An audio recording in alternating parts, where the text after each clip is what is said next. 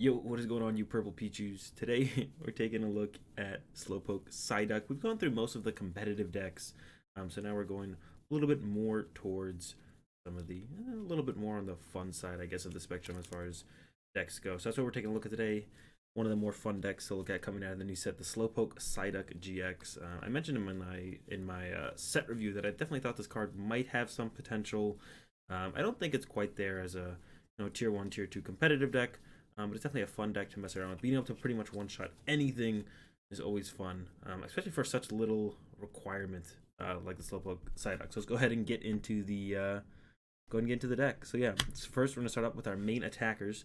The only real attackers we have in this deck is the Slowpoke and Psyduck, as well as the Mewtwo GX. So should we run into a Keldeo, we're probably gonna be in a little bit of trouble. We do have a Volcanion Prism Star as well. Mainly here for the ability though. So if you wanted to really tech against that matchup specifically, adding a power plant or two would be definitely reasonable if you wanted to have a way to deal with the Keldeo GX. But with the current build I got going on, Keldeo GX is, yeah, we don't got an answer. So let's go ahead and get into it.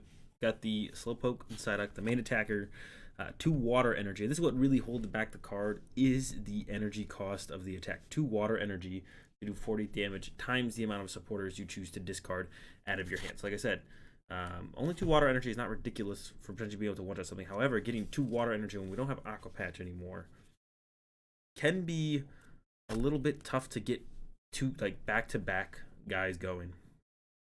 So with this build specifically, I built it around actually healing and keeping the Slowpoke Psyduck or the Mewtwo. And the reason I do have 2 Mewtwo in here, because it really is just kind of a bigger Slowpoke and Psyduck. It does just have like the 20 more HP, so that can be enough to kind of carry it over and get it to attack twice, potentially. So yeah, that's why I have the 2 Mewtwo's in here. The Mewtwo is generally going to be the main attacker. We ideally want to use like 2 Mew and Mewtwo's, because they do have that extra 20 HP over the Slowpoke and Psyduck. So they're just bigger Slowpoke and Psyducks. So this is the guy we generally want to be using most of the time as our attacker. But yeah, GX attack, probably won't be using that very frequently ever, so it's mostly on that Ditch and Splash, 40 damage times the amount of supporters you discard, and generally want to be attacking with the Mewtwo just because it has that little bit of extra HP. Next up, we got the 4 Lapras with the Mermaid Call. Search your discard pile for a Missy's Request and put it into your hand. So if we get 4 Missy's Requests in our discard pile, we can bring them all back. If we have 4 Lapras with 4 Mermaid Calls, then use a Missy's Request to search our deck for 3 supporters, and then we're swinging with at least 6 supporter discards on that turn to knock something out. So that's our main engine in the deck to keep our damage going, is the 4 Lapras. We set up the Slowpoke, we swing, we discard some supporters, get back all the Missy's Request with the Lapras. Next up, we got the 1 Volcanion Prism Star. I just said he's mainly here for the ability. We can't one-shot their active, but we still want to take a knockout on the turn. Use a Jet Geyser, push that guy to the bench, bring up someone else, and then knock that guy out with hopefully something with a little bit less HP than whatever their active was if we couldn't one-shot it on that turn. So that's basically what he's here for. To attack with him is pretty costly. That's 3 turns in a row of attaching to him to use Sauna Blast. This is not going to happen very often. We got the 1 Dedenne. We do play 4 Cherish Ball, so may as well have a Dedenne in there, just so when we have those awkward hands where it's like, well, I'd rather just like see a new card of hands than sit with what I currently got. We got should I start with this one? Yeah, we got 4 Fan Club and 4 Lily for our turn 1 supporters. So the Fan Clubs and Lilies, generally we usually want to use Lily turn 1, but if we don't find Lily and we find a Fan Club, that's still pretty decent. The Fan Clubs are here so we can actually find our Lapras as quickly as possible, either using Fan Club turn 1 or turn 2. If we have like a good turn 1 hand where we can Fan Club for a Lapras and maybe a Slowpoke, or we open a Slowpoke and we have an energy, and we have a supporter for next turn, we can go Fan Club for 2 Lapras that turn. And then that's kind of cool if we have like an energy attachment, then maybe a Cynthia on the following turn to start going from there.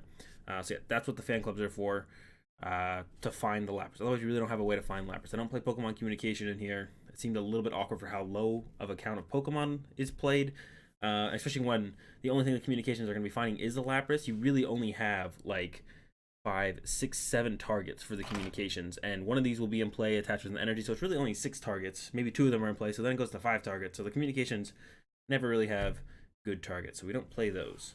And so we got the 4 Fan Club, 4 Lily, so 8 good turn 1 supporters, or ideal turn 1 supporters. Next up, we got 4 Cynthia, just the best supporter, draw supporter in the format. They're here. Good follow-up supporter. If we don't get a Lily or a Fan Club, it could be fine on turn 1 as well. We have the 4 Misty's requests that I was just talking about. Search your deck for 3 supporter cards, reveal them, and put them into your hand. So we can use a Misty's request, get the 3 supporter cards, get the Misty's request back with the Lapras, then re-discard it with the other supporters we just got, or we can get the Misty's request out of our discard pile, use the Misty's request, get the 3 supporters, and then swing from there. So yeah, that is the main engine of the deck, is the Lapras plus the Misty's request to get enough supporters in hand to be able to use the Slowpoke Psyduck to actually take knockouts. Final supporters we got 3 Erica's Hospitality, from which we want to draw some cards, hopefully draw a lot of cards on top of our hand of cards that we already have. And I got the 1 Cyrus Prism Star, which is super helpful in specifically the Malamar matchup to potentially get ahead on the prize exchange should we need it. Because like if you use it when you got the Psyduck Slowpoke and you're active, they can go down. They'll have to reduce their bench usually to just 2 Malamar, which means their hand has to be new attacker or like get Giratina back, attach, switch, double cycle recharge. So sometimes you can catch them off guard with the Cyrus and make it so that they actually just can't attack on their turn. So that's why the Cyrus is there, mainly for the Malamar matchup. It can get cute in other matchups, but specifically very good against Malamar. Boom. Next up, for Pokegear, we want to draw into our ideal supporters as ideally and easily as possible. Turn 1, we want that Lily. Turn 2, we want that Misty's request or that Fan Club. Pokegear extends the reach for all those supporters in the scenarios where we might want to find them, so there's no reason really not to play it. This deck is super supporter based and not just kind of I'll take whatever draw supporter I can get for my turn and that's fine. It's I want this supporter, I want that supporter. So 4 Pokegear helps us find those supporters when we need them. So we play 4 of them. Next up, I didn't mention that I am a little bit onto the healing in this deck, or just trying to keep our Pokemon alive because it is so hard to keep them set up. So we do have 3 Choice Helmet, usually only need 2, but we gotta find them, and they got the 4 Great Potion, because once we set up a Mewtwo or a Psyduck, we need to keep him alive so that he can try and do as much as possible, because like I said, it's kind of awkward to set up the second one sometimes if they immediately one-shot your first tag team. Then if you go attach, pass, and then go attach, attack, and they go knockout, and then you just can't attack on that turn. You usually have to set up a Lapras to sacrifice, but if they can live 1 extra turn through the Choice Helmet, maybe the Great Potions keep them alive. That's awesome. Perfect. Just what we need for the deck, so we just don't run into a situation where we just lose because we just can't attack. So yeah, those help out a lot in that.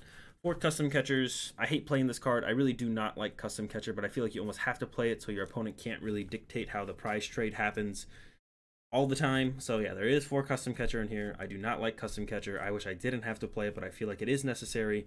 So once again, your opponent cannot dictate the prize trade. They can't be like, you don't play a way to bring up any of my Pokemon. I'm just going to throw 5 Giratinas at you in a row, even though I have this GX Pokemon on my bench. I don't have to send it up because you can't make me. Well, we got to be able to make them. So we play the 4 Custom Catchers. Got to sometimes force the prize trade on the other Pokemon. Then got the 4 Cherish Ball. Finds us our Dedenne. Finds us our Slowpoke or Mewtwo. We have to get that turn 1 attachment, and that's why we play the 10 Water Energy. We really only need 4 of these throughout the game, usually ever, maybe 5 or 6 with the Jet Geyser, but we got to make sure we get that turn 1 attachment, that turn 2 attachment, that turn 3 attachment, that turn 4 attachment. So we do play 10 Water Energy. I've actually been thinking about making it a little bit higher because getting that attachment turn to turn is super important in this deck. Making sure you get those energy attachments turn 1 throughout the rest of the game, super important. Yeah, so that's gonna do it for this one, guys. Hope you enjoyed the video. If you did, be sure to give it a like. If you're enjoying the content, be sure to subscribe. Be sure to head over to deaddrawgaming.com to pick up your Unified Minds singles and code cards, all that great stuff. Use code Azul for 5% off. That's all I've got. Have you guys been playing around with this deck at all yourselves? Let me know in the comment section down below. You think I missed any major cards? As always, is there something I'm missing here? There's always a lot to test out initially, and sometimes I overlook stuff. Let me know in the comment section down below. Yes, there's no Mew in this one. That's it, guys. Have a good day. Thanks for watching, and peace.